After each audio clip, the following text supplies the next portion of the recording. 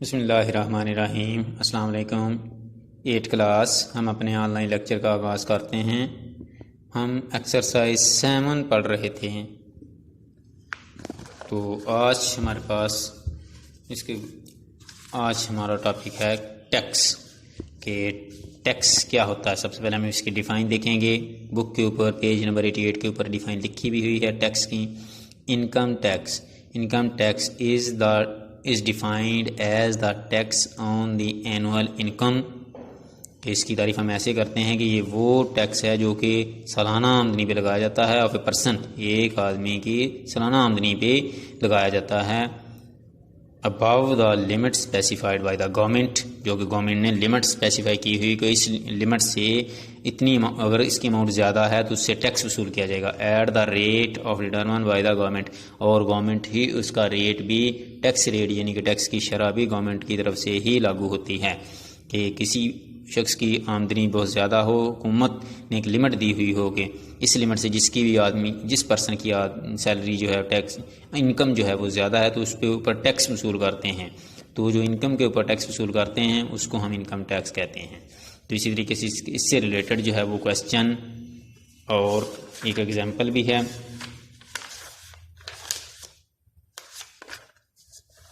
Example number 9 है। कैसे find out करते हैं टैक्स कि Sohail earns this amount in a year, की सोहेल की सालाना आमदनी ये गिवन है। If all of this income is taxable, अगर सारी की सारी आमदनी जो है वो उसकी टैक्सेबल है, यानी कि टैक्स लगे उसके ऊपर लगाया जा सकता है। How much income tax does he पे, तो वो कितना टैक्स पे करेगा। Assume the income tax rate is 7%, अगर टैक्स की शरह जो है वो 7% है तो सोल्यूशन में क्या लिखेंगे, एनुअल इनकम लिखेंगे पहले उसकी, फिर टैक्सेबल, क्योंकि ये सारी की सारी टैक्सेबल थी तो वही आ जाएगी। टैक्स रेट लिखेंगे, ये इनकम टैक्स का फार्मूला होता है, income tax equal to tax rate multiply by annual income. तो परसेंटेज को ख़त्म करने के लिए 100 लगा देंगे नीचे, डिनोमिनेटर के दोनों जीरो से कट हो जाएंगे, बाकी वैल्यू का ऑप्शन में मल्टीप्लाई करवा देंगे तो ये आपके पास 105,000 जो है वो आपके पास है, उसका टैक्स आ गया जो उसने पे किया था। तो इसी तरीके से आगे क्वेश्चन है, क्वेश्चन नंबर 11।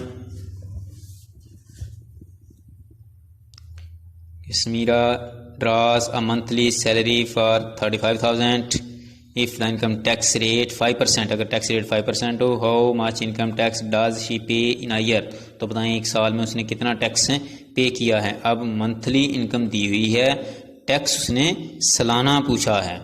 तो क्वेश्चन के स्टेटमेंट को ज़रा ध्यान से पढ़ लें कि इनकम जो दी हुई है वो मंथली है, मंथली सैलरी है, और टैक्स पूछा कि उसने सालाना, एक साल में कितना टैक्स पे किया है। तो सबसे पहले हम लिखेंगे टोटल सैलरी, तो ये आपके पास है टोटल सैलरी, इसकी जो मंथली, एक मंथ की सैलरी है 35,000 है। टैक्स रेट, तो इसके ऊपर मंथली टैक्स आप फाइंड आउट कर लेंगे कि टैक्स का फार्मूला क्या होता है, total salary multiply by rate. अब मंथली था तो मंथली टैक्स लिख देंगे साथ, ठीक है। तो ये आई है एक मंथ क्या टैक्स आया है, उसने सालाना पूछा है, तो एक साल में 12 मंथ तो 12 मंथ होते हैं, इसलिए इसको 12 से मल्टीप्लाई करवा देंगे तो ये हमारे पास है सालाना जो है वो टैक्स आ जाएगा इसका। तो इसके बाद आगे क्वेश्चन नंबर 13 है। 13 क्वेश्चन के साथ makes an annual income of this, के साथ की सालाना आमदनी जो है वो गिवन है।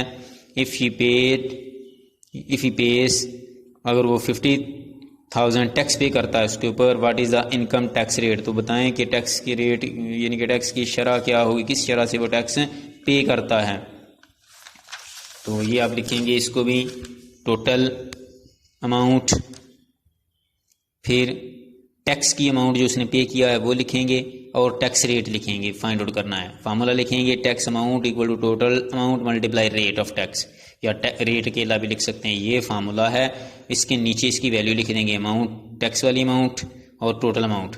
अब ये इधर मल्टीप्लाई हो रहा है, दूसरी साइड पे जाएगा, ये डिवाइड होगा, जितने जीरो ऊपर हैं उतने ही नीचे से जीरो कट हो जाएंगे, तो 5 5000 बच जाएगा। 5 1 जार 5, 5 1 जार 5 तो नीचे 1000 आएगा। इसको डिवाइड करेंगे तो 0.001। अब परसेंटेज में करना है क्योंकि हमें ये रेट परसेंटेज में चाहिए, तो इसको 100 और परसेंट से मल्टीप्लाई करवा देंगे। जब आप 100 और परसेंटेज से मल्टीप्लाई करवाएंगे तो ये 0.1% आ जाएगा। ये टैक्स रेट है उसका जिसने उसने 0.1% के हिसाब से टैक्स पे किया है। जो इसकी इतनी सारी इनकम थी तो उसके ऊपर 50,000 उसने टैक्स की अमाउंट जो है वो पे की है। तो इसके बाद अब आपके पास आता है क्वेश्चन नंबर, इसका इसी एक्सरसाइज का 7 का क्वेश्चन नंबर 1 ब्लैंक्स वाला है, वो भी आपने करना है। फर्स्ट वाली ब्लैंक्स क्या है कि profit percent is calculated by the formula. Profit percent का फार्मूला आप इधर लिख देंगे। फिर the loss percent on a bank costing 100 and solid for 80, कि कोई भी चीज़ अगर 100 में ख़रीदी है और 80 रुपीज़ में सेल कर दिया गया है उसको, तो फिर आप लॉस परसेंट निकालें। पहले इसका लॉस निकालेंगे, फिर लॉस परसेंट में कन्वर्ट करेंगे, तो आपके पास जो आंसर आएगा वो इधर लिख देंगे।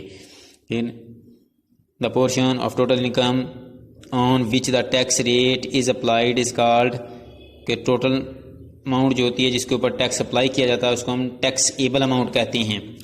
तो उसके बाद if the profit percent is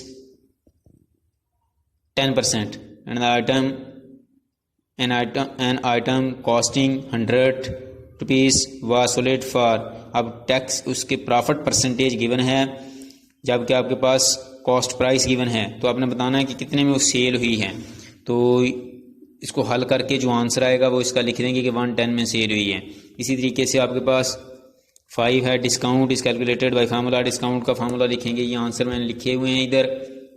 first blanks में प्रॉफिट का फार्मूला लिखेंगे, दूसरे में 20%, तीसरे के टैक्सेबल अमाउंट होती है जिसके ऊपर टैक्स लागू किया जाता है, ये उसकी सेल प्राइस निकाली हुई है 110 रुपीज़, और फिर डिस्काउंट का formula market price minus sale price. इसी तरीके से आपने ट्रू फॉल्स भी इसके करने हैं।